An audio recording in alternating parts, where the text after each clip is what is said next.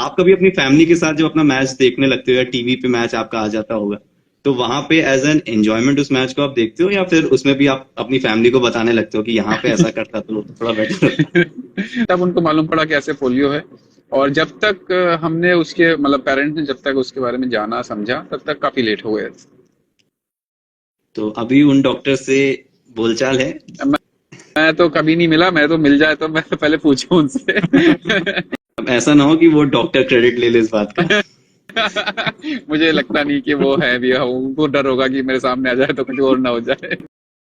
Hello everyone and welcome to physical education India. अब इसको आप पॉडकास्ट कह लो या फिर एक कॉन्वर्जेशन कह लो।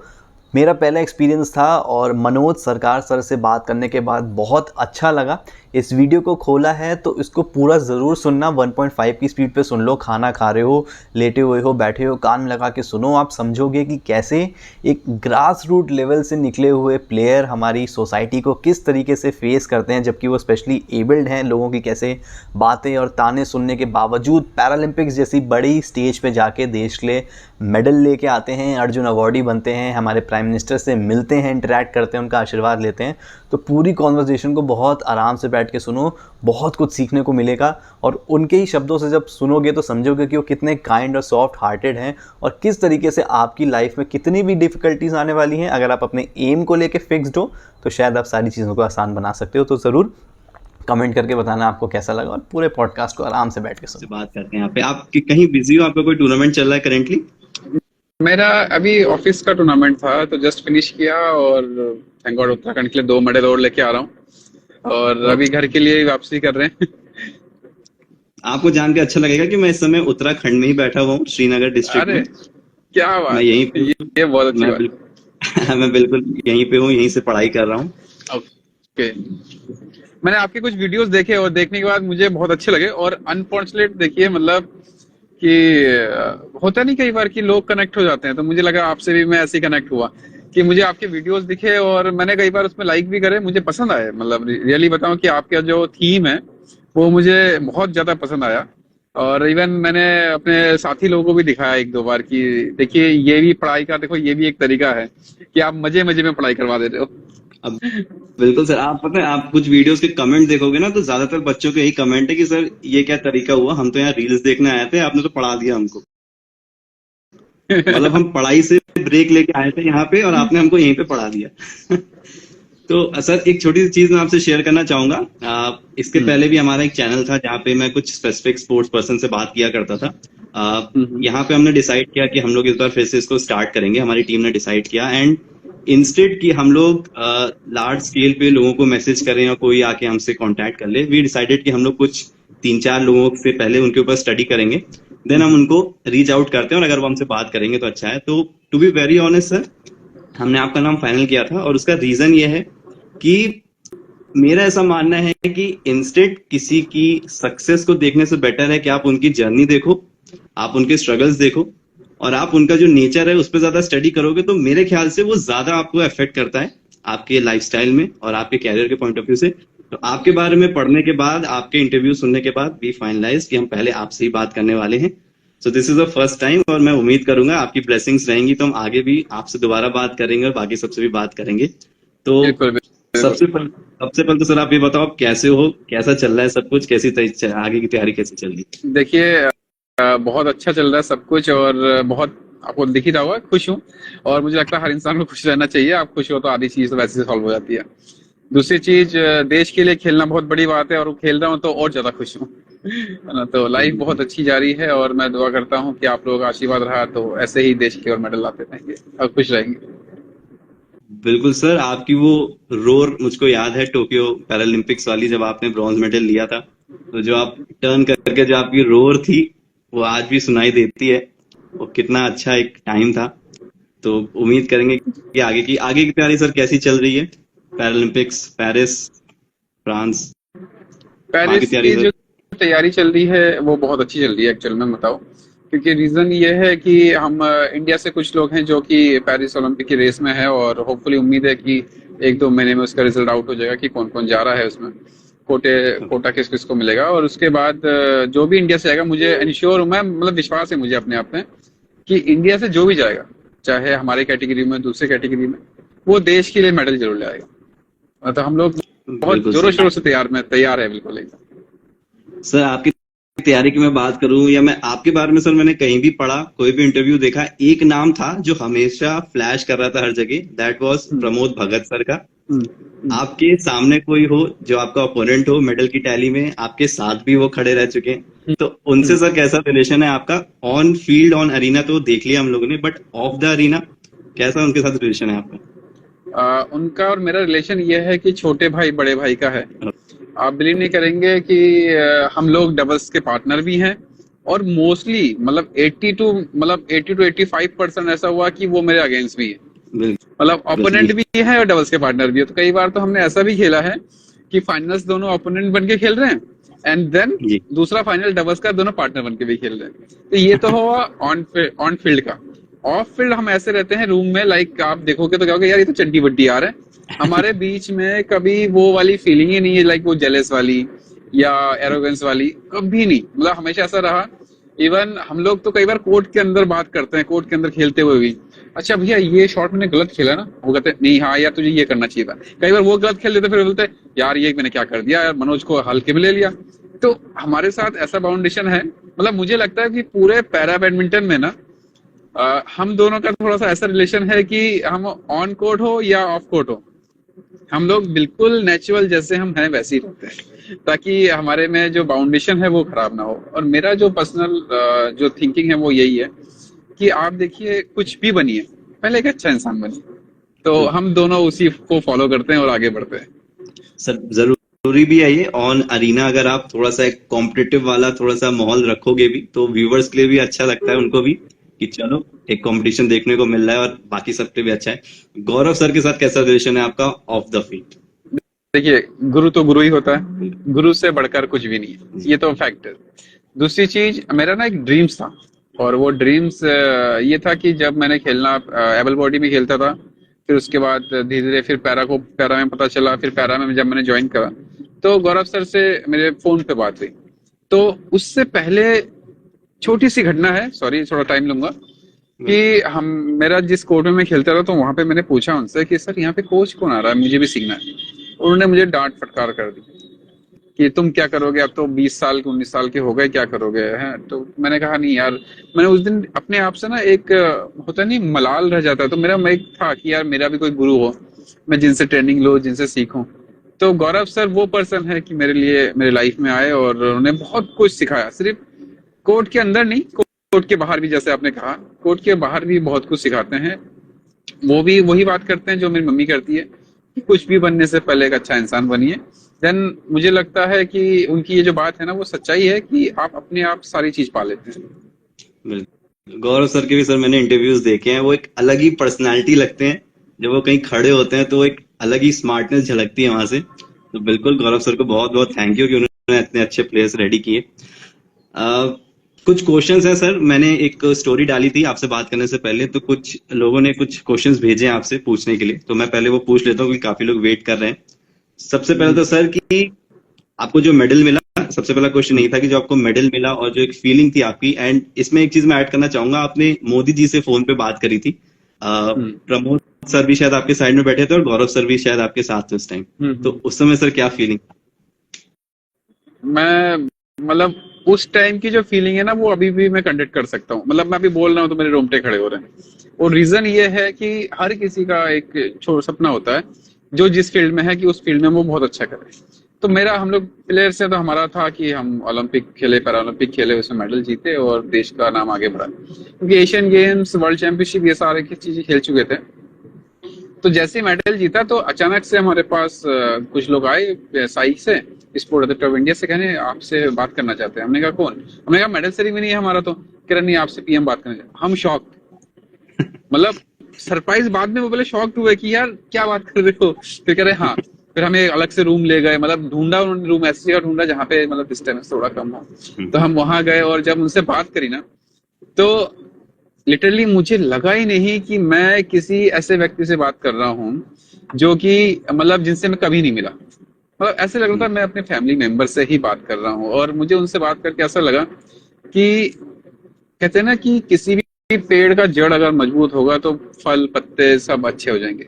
बिल्कुल। तो मुझे ऐसा लगा कि वो पर्सन ऐसे हैं कि हमारे देश की ना वो जड़ है। वो मोदी जी के, मैं अपने प्राइम मिनिस्टर सर की जितनी तारीफ करूं वो कम है, क्योंकि उन्होंने क्या करा कि हमारे देश को बांधे रखा। और हम उनके आने के बाद स्पोर्ट्स तो इतना हाइक पे है कि उनकी वजह से आप देखेंगे वो सिर्फ मेडल होल्डर को प्रमोट नहीं करते या मेडल होल्डर को प्रोत्साहन नहीं करते, वो इवन जो लोग मेडल से चूक जाते हैं, क्लोज रह जाते हैं, उनको भी बुला के आशीर्वाद देते हैं कि नहीं आप कर सकते हो। और मुझे ये चीज सबसे अच्छा लगता है कि उनको आने वाली पीढ़ी के लिए भी वो याद रखने की कोशिश करते हैं। मैंने वीडियो देखा था आपका, आप ऐसे बैठे थे फोन लेके और आप ऐसे ही बैठे हुए थे फोन लेके आप एकदम एक ही पोजीशन पे थे, आपका फोन एक ही पोजीशन पे था, तो मैं समझ पा रहा हूँ तुम्हें क्या फीलिंग होगी। एक चीज सर मैं आपसे पूछना चाहता हूँ, बीइंग अ स्पोर्ट्समैन, मैं भी रैकेट गेम का, टेबल टेनिस का प्लेयर हूँ, और मुझे पता है कि आप इस समय जिस लेवल पे हो, आपका जो इंटेलेक्चुअल लेवल है, आपका जो मेंटल जो आपका स्टेटस है, वो आम प्लेयर से काफी ज्यादा ऊपर जा चुका है, क्योंकि आप उतने टफ खुद को बना चुके हो। तो मैं ये भी समझता हूँ कि मैं अगर कोई क्वेश्चन पूछूंगा आपसे तो आप उसको एज अ मैच्योर एक आंसर करोगे, समझ के कि मैं सच में जानना चाह रहा हूँ। तो मैं बस इतना जानना चाहूंगा कि एक प्लेयर जो कि ओलंपिक के लिए प्रिपरेशन कर रहा है और एक प्लेयर जो कि पैरालंपिक के लिए प्रिपरेशन कर रहा है, दोनों रास्ते एक ही तरफ ले जा रहे हैं, बट थोड़ा सा डिफरेंस उसमें है। और स्किल लेवल या फिर आपके गेम के पॉइंट ऑफ व्यू से मैं नहीं पूछ रहा हूँ, मैं हमारी कंट्री में जो ट्रेडिशंस हैं या जो सोसाइटी है उसके पॉइंट ऑफ व्यू से क्या डिफरेंस आपको फेस करने पड़े उनसे जो कि ओलंपिक्स की तैयारी कर रहे हैं। थोड़ा सा मैं क्वेश्चन दोबारा सुनना चाहूंगा, थोड़ी सी डिस्टर्बेंस हो गई थी तो मैं मुझे थोड़ा थोड़ा सा कम मैं सुनाई दिया। आपको बताता हूँ कि एक प्लेयर है जो ओलंपिक्स के लिए प्रिपरेशन कर रहा है, एक प्लेयर है जो पैरालंपिक के लिए प्रिपरेशन कर रहा है। तो हमारी जो सोसाइटी है उसके पॉइंट ऑफ व्यू से मैं जानना चाहूंगा कि आपको क्या डिफिकल्टीज फेस करनी पड़ी। देखिए ये तो ओलंपिक और पैरालंपिक तो बहुत हाई लेवल की बात हो गई। इस लेवल के आने के बाद मुझे लगता है 99% जो डिफिकल्टीज है वो ऑलरेडी खत्म हो जाती है, क्योंकि लोग जानने लग जाते हैं कि आप ओलंपिक के लिए खेल रहे हो, आप पैरालंपिक के लिए खेल रहे हो। ठीक है, कुछ लोगों की जो मेंटेलिटी है वो चेंज होने में टाइम लगता है, लेकिन एंड ऑफ द डे वो भी हो जाता है आप अगर मेडल जीतते हो। लेकिन मैं इस ओलंपिक और पैरालंपिक से पहले की बात बताऊं, लोगों की मेंटेलिटी क्या रहती है, like as a racket sports, कि यार तुम कुछ नहीं कर पाओगे। पहला क्वेश्चन उनका ये रहता है कि तुम कुछ नहीं कर पाओगे, तुमसे कुछ नहीं हो पाएगा। क्या कहते हैं, इसमें सिर्फ अमीर घर के लोग जाते हैं, तुमसे तो क्या, मतलब हमारे यहाँ से कोई नहीं निकला है, तुम कैसे निकल जाओगे। और मुझे लगता है इन सभी का जो आंसर है ना, चाहे वो ओलंपिक की तैयारी कर रहा हो या फिर वो स्टेट की तैयारी क्यों ना कर रहा हो, वो हर एक पर्सन देता है जब वो मेडल जीतता है, और सबका मुंह बंद करा के उनको अपने आप में शामिल कर लेता है कि नहीं आप हमारे सपोर्ट में हो। और इवन मैंने देखा है, मैंने वो लोग जो मुझे नकारते थे, जो लोग कहते थे कि तुमसे कुछ भी नहीं हो पाएगा, तुम आगे बढ़ ही नहीं सकते, आज वही लोग फोटो खिंचाने के लिए कई बार मेरे घर पे आके वेट करते कि आप घर कब आ रहे हैं। अब आते हैं आपके पॉइंट पे, जो क्वेश्चन है।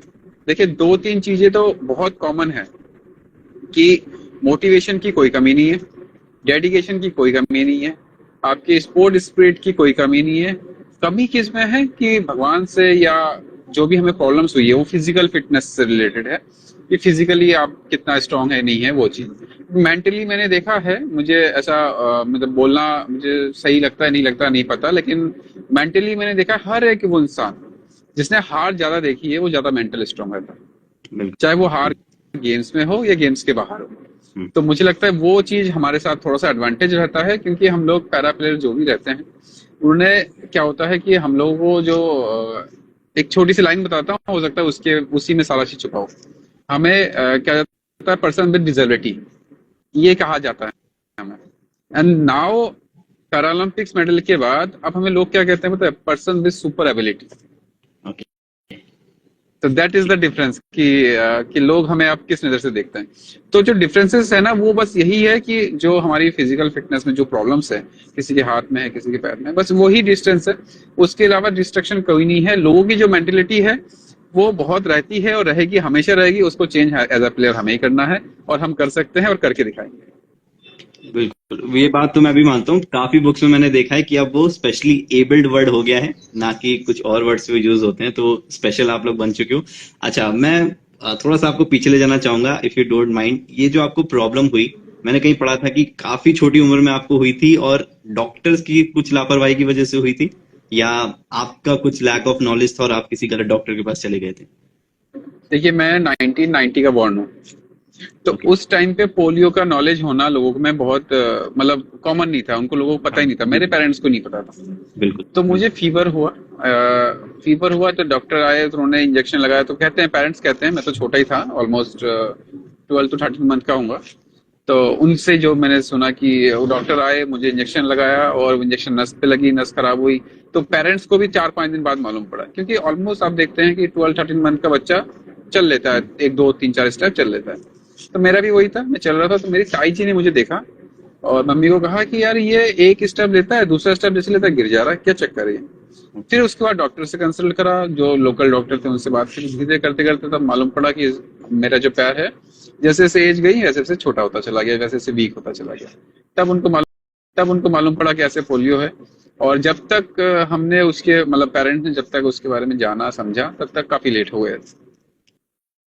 तो अभी उन डॉक्टर से बोलचाल है?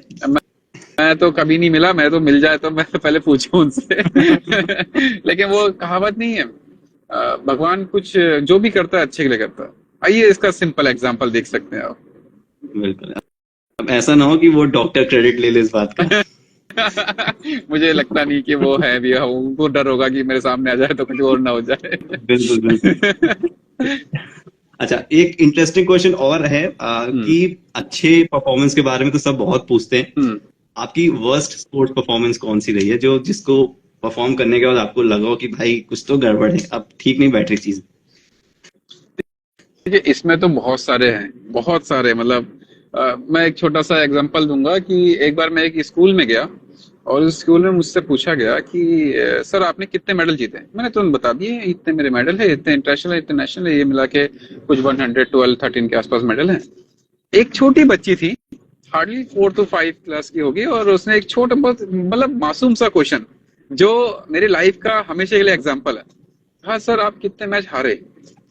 मैं सोचने पड़ गया। मैंने कहा ये है रियल क्वेश्चन, कि लोग ये तो देख लेते हैं कि कितने मेडल है, कितने मैच हारे, वो कोई नहीं देख लेते। तो इन सब में मेरे बहुत सारे हैं, लेकिन उसमें से एक बर्थ जो सबसे मतलब मेरी लाइफ में मतलब मैं हमेशा रिग्रेट रहूंगा इसके लिए कि यार ये क्या हुआ। वो था अभी रिसेंटली स्पेन का, मतलब लास्ट ईयर स्पेन का tournament, back to back 2 tournament थे। एक था आपका लेवल 1 स्पेन लेवल 1, एक था स्पेन लेवल 2। दोनों ही मैं क्वार्टर फाइनल हारा, और वो मैच मतलब बहुत इंपॉर्टेंट रहता मेरे लिए, मतलब बहुत ज्यादा इंपॉर्टेंट था, क्योंकि मेरी रैंकिंग अगर वो उस मैच में पड़ जाती तो मेरी रैंकिंग और ऊपर हो जाती। मैं हारा और मेरी रैंकिंग घटी, और उसकी वजह से पूरे साल भर में ट्रैवल करता रहा रैंकिंग की पॉइंट्स की वजह से, रैंकिंग के पॉइंट्स की वजह से। तो उससे मुझे पूरे साल भर, मुझे एक मैच की वजह से पूरे साल भर भुगतना पड़ा मुझे। अच्छा, अब मैं आपको टोक्यो पैरालंपिक्स में लेके जाऊंगा।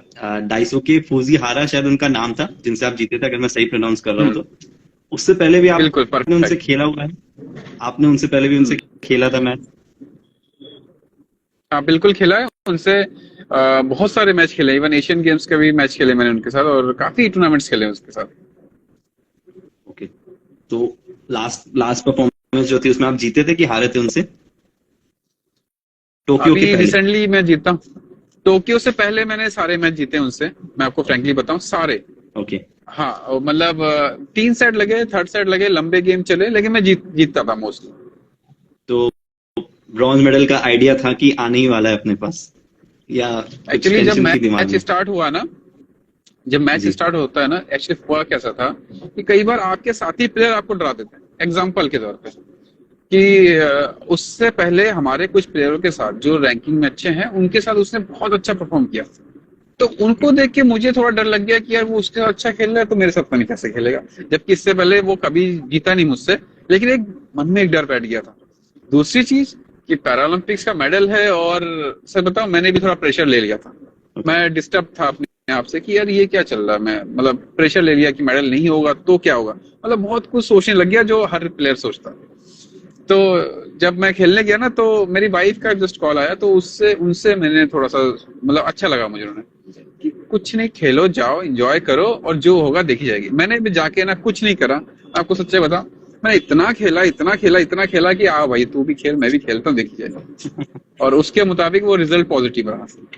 तो ये रहा पास था आपका एक मैं उसको वन साइडेड जीत ही समझूंगा, क्योंकि शायद आपने 10 पॉइंट्स पे खत्म कर दिया था लास्ट गेम, 10 पहला तो 11 था था। शायद, हाँ 11-12 के आसपास ही था वो। तो मैं मैम का टेक्निक समझूंगा कि उनकी जो आपको गाइडेंस थी उसकी वजह से आप इस मैच को आराम से जीत गए। खैर, अच्छा, जी अजीत सर को आप जानते होंगे। अजीत सर जैवलिन थ्रोअर हैं, पैरा गेम्स हाँ के पार्टिसिपेंट। जी जी जी। मेरे सीनियर है वो, मैं कॉलेज में उनका जूनियर रहा हूँ, जिस कॉलेज से वो अच्छा, उन्होंने पढ़ाई करी। तो अरे वाह। एलएनआईपी से वो थे। एलएनआईपी से वो थे, तो हम लोग ने उनको फील्ड पे देखा है प्रैक्टिस करते हुए, हम्म उनसे बात भी हम्म करी है। तो एज अ प्रोफेशनल स्पोर्ट्समैन वो एक ऐसे प्लेयर थे जो अपने गेम को एक्सरे की तरह देखते थे। कोई बच्चा भी अगर प्रैक्टिस कर रहा है तो वो उसमें कुछ ना कुछ चीजें ढूंढ के निकाल के उसको ट्रेन जरूर करते थे। तो आपके साथ भी बिल्कुल ऐसा होगा। तो आप कभी अपनी फैमिली के साथ जब अपना मैच देखने लगते हो या टीवी पे मैच आपका आ जाता होगा, तो वहां पे एज एन एंजॉयमेंट उस मैच को आप देखते हो, या फिर उसमें भी आप अपनी फैमिली को बताने लगते हो कि यहाँ पे ऐसा करता तो थोड़ा बेटर होता? देखिए मैं ये आप जो कह रहे हैं ना, अजीत भाई भी सेम केस है, हमारे साथ भी रहता है। वो हर प्लेयर, मुझे लगता है हर प्लेयर के साथ रहता है। होता क्या है कि हम प्लेयर हैं, ये हम फैमिली के साथ भूल जाते हैं कि हम फैमिली मेंबर्स हैं। हमें याद रहता है कि हम प्लेयर हैं और प्लेयर की तरह ही उसको ट्रीट करते हैं। और होता क्या है, कई बार फैमिली मेंबर जो है ना, वो गुस्से में आ जाते हैं कि यार हमें देखने तो हम समझ जाएंगे। फिर हम नहीं समझाते, नहीं टेक्निकली ये होता है, टेक्निकली ये होता है, तब वो थोड़े नाराज भी हो जाते हैं कई बार।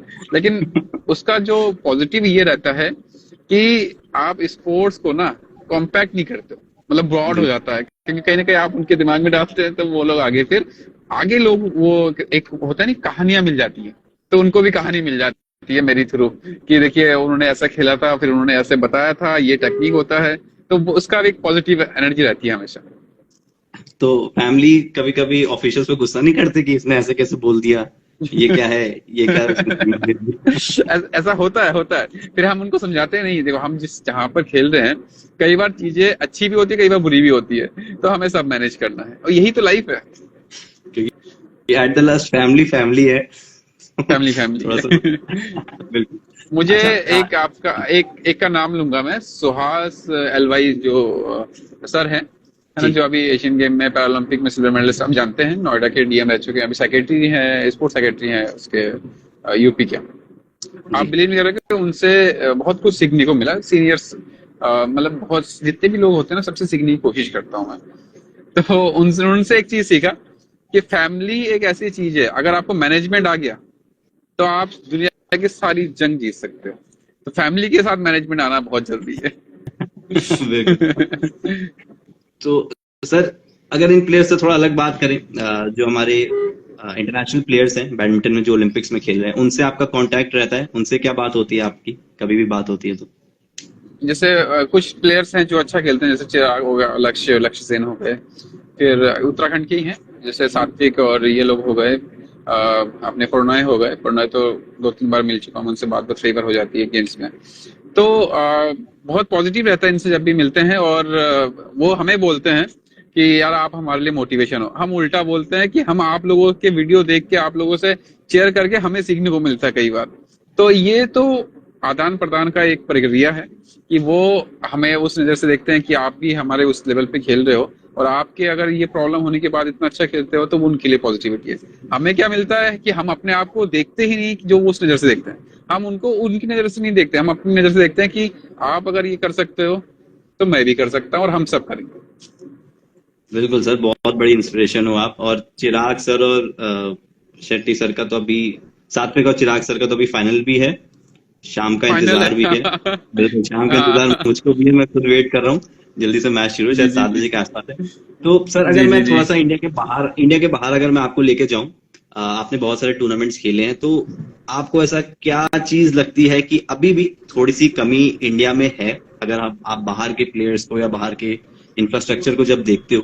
क्योंकि ऑल दो इंडिया बहुत तेजी से राइज कर रहा है गेम्स में, हर चीज में बहुत तेजी से आगे बढ़ रहा है, लेकिन फिर भी कुछ अगर आपको ऐसी चीजें दिखती हो कि अगर नेचुरली इंडिया के अंदर ये होती तो शायद थोड़ा बेनिफिट होता, अगर ऐसी कोई 1-2 चीजें हो तो? देखिए इसमें मैं दो पॉइंट पे बात करूंगा, और मुझे लगता है दोनों पॉइंट में एक एक करके बात करता हूँ। पहले आते हैं स्पोर्ट्स के वे से, कि इंफ्रास्ट्रक्चर कही है पहले के मुकाबले में बहुत तेजी से सही हो रही है, चीजें ठीक हो रही है।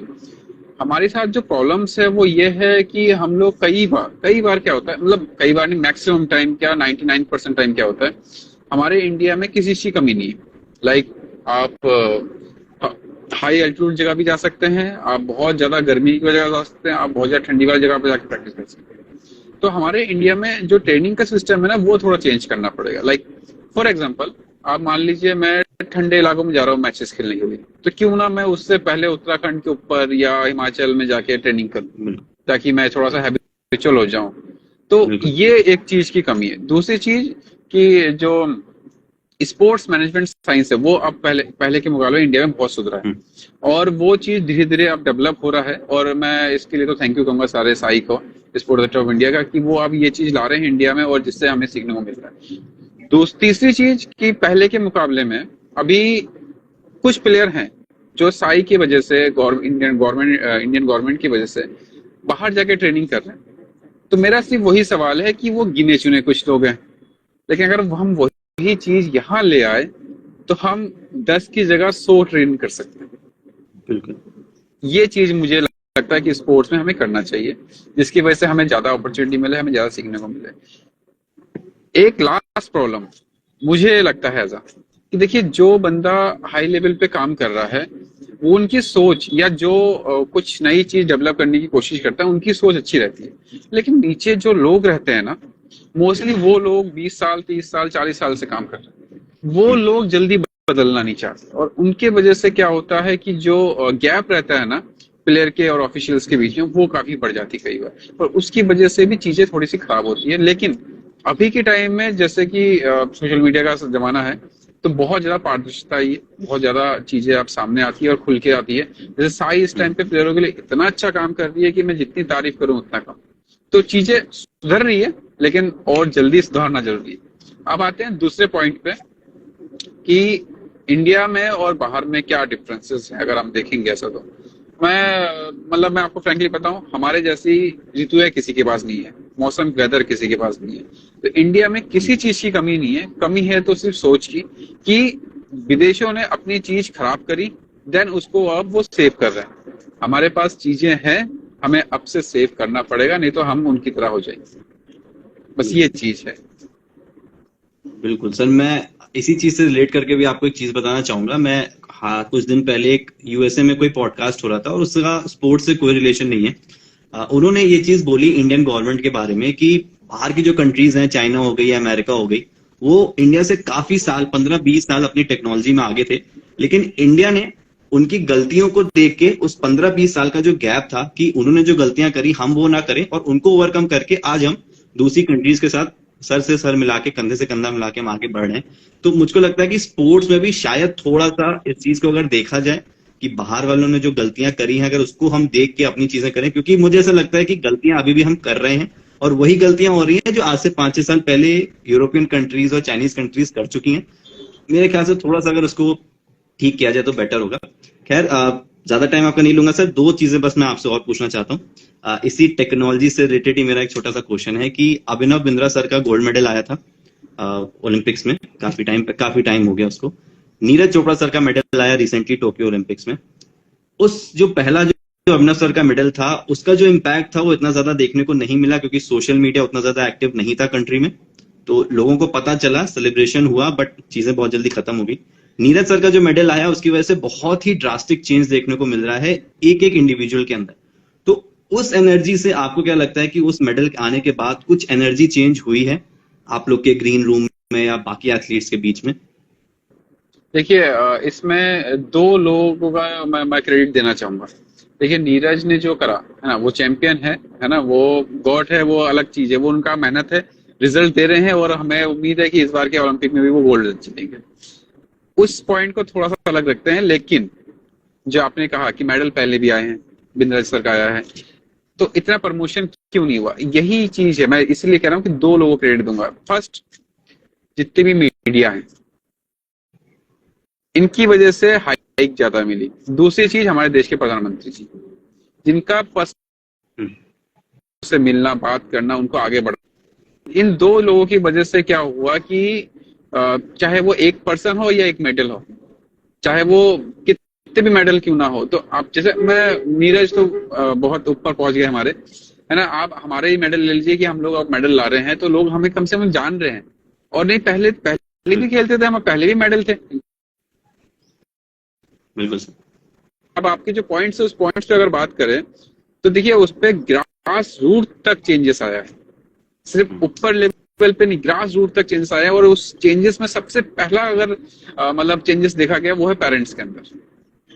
हमारे अंदर एज अ स्पोर्ट पर्सन जो आया है वो सेकेंडरी है, हमारे अंदर था, सिर्फ जोश की जो कमी थी वो नीरज भाई ने दिखा दी मेडल लाके। और देश की मीडिया, प्रधानमंत्री सर ने, इन लोगों ने उसको बढ़ावा दिया, जिससे कि हमें भी लगता है, अब हमें एक्चुअली क्या है कि पहले लोग सोचते हैं कि मेडल लाएंगे, अब हमारे दिमाग में एक और चीज रहती है कि मेडल के साथ हम प्रधानमंत्री सर से भी मिलेंगे, तो एक और चीज जुड़ी है साथ में, है ना। तो अब जो जो जो सबसे ज्यादा इंपॉर्टेंट जो चेंजेस आए हैं वो है पेरेंट्स के अंदर। क्यों? किसी भी बच्चे की स्टार्ट होती है स्पोर्ट्स में, वो सबसे पहला पेरेंट्स ही इन्वॉल्व होता है। पेरेंट्स अगर बच्चे को नहीं भेजे तो बच्चे स्पोर्ट्स में जा ही नहीं सकते। तो वो सबसे पहले चेंजेस आए हैं। दूसरा चेंजेस आया है कि हमारा जो इकोसिस्टम है इसमें भी चेंजेस आए हैं। कि आप देखिए, मैं कई बार जाता हूँ तो ये पूछता हूँ पेरेंट्स से खास करके कि आपने बचपन में कौन सा गेम नहीं खेला ये बता दो, और आजकल के बच्चों से पूछता हूँ आपने कौन सा गेम खेला ये बता दो। तो अब उसमें ये प्रॉब्लम, अब ये, हाँ, ये चीज अब सॉल्व हो रही है धीरे धीरे कि अब गवर्नमेंट कहिए, प्राइवेट ऑर्गेनाइजेशन कहिए या संस्था, कुछ कोई भी छोटी मोटी संस्था, वो अब धीरे धीरे चीजें खोल, तो ये चीज भी, तो ये चीज धीरे धीरे करके चेंज हो रही है। और मुझे लगता है कि ये सबसे ज्यादा हमारे अंदर जो चेंजेस आए हैं वो जोश का वो तो है ही है, लेकिन जो दो इम्पोर्टेंट चेंज आई है वो उसकी वजह से देश में अभी कि स्पोर्ट्स सिर्फ एक गेम नहीं है, ये इमोशंस भी है, हमारे फिजिकल फिटनेस से लेकर मेंटल हेल्थ से लेकर, तो वो चीज को बढ़ावा मिला है। और मुझे इसके लिए मतलब सभी लोग, नीरज जी का तो धन्यवाद करना ही चाहता हूँ, और खास करके वो लोग जो हम लोगों को सपोर्ट करते हैं, उनकी वजह से बहुत चीजें सर। बिल्कुल सर।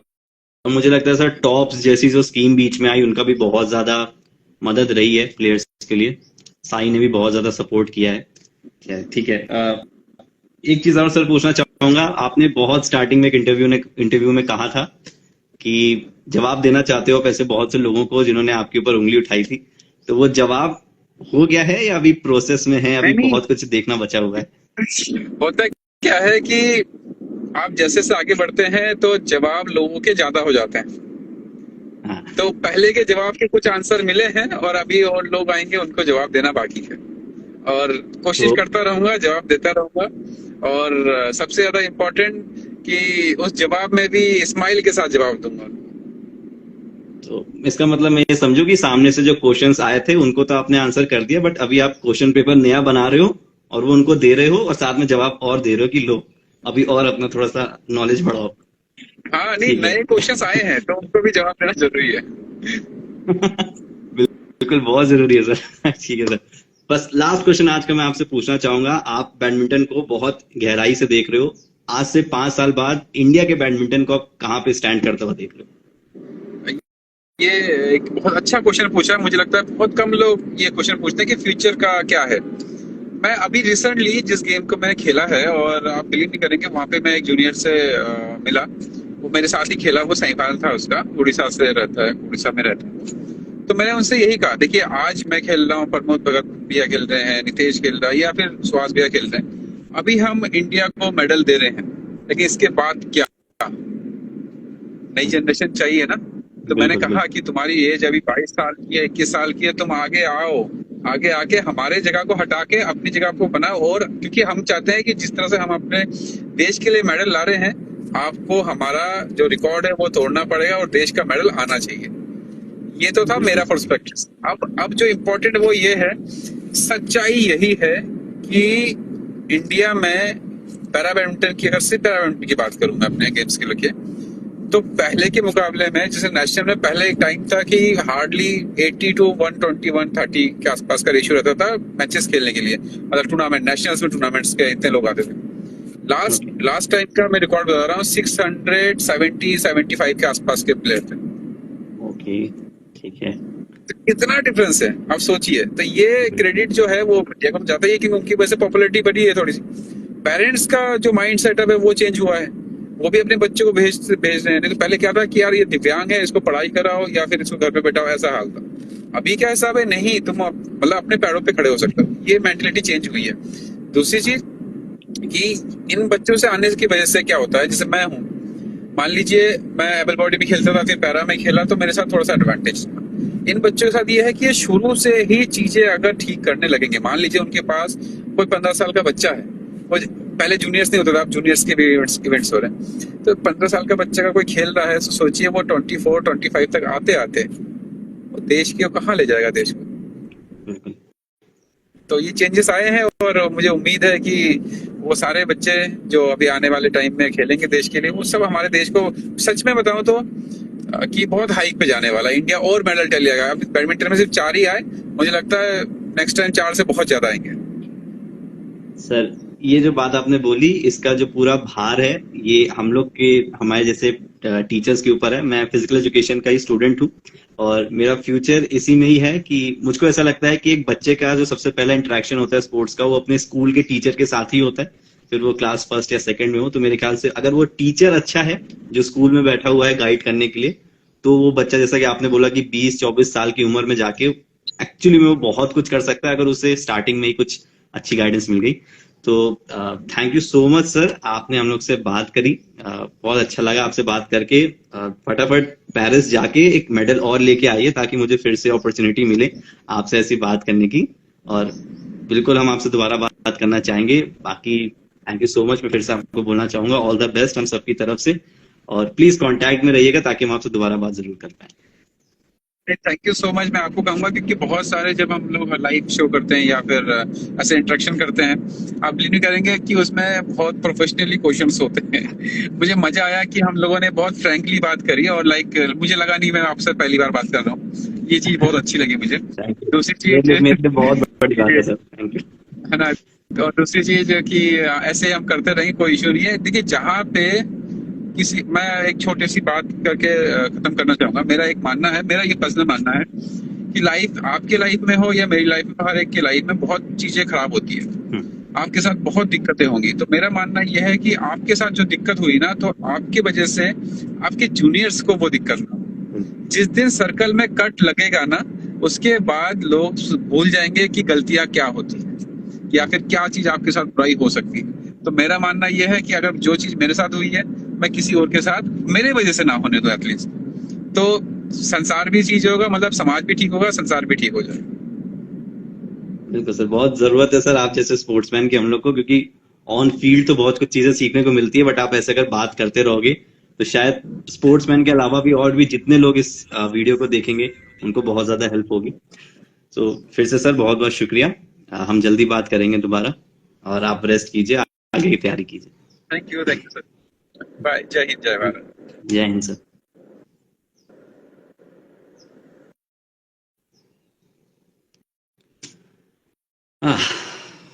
तो कैसा लगा आप लोग को ये छोटा सा एक इंटरव्यू? तो मैं नहीं कहूंगा, इसलिए मैंने कहीं पे भी इसको इंटरव्यू नहीं लिखा है, एक छोटा सा इंटरेक्शन था मनोज सर के साथ।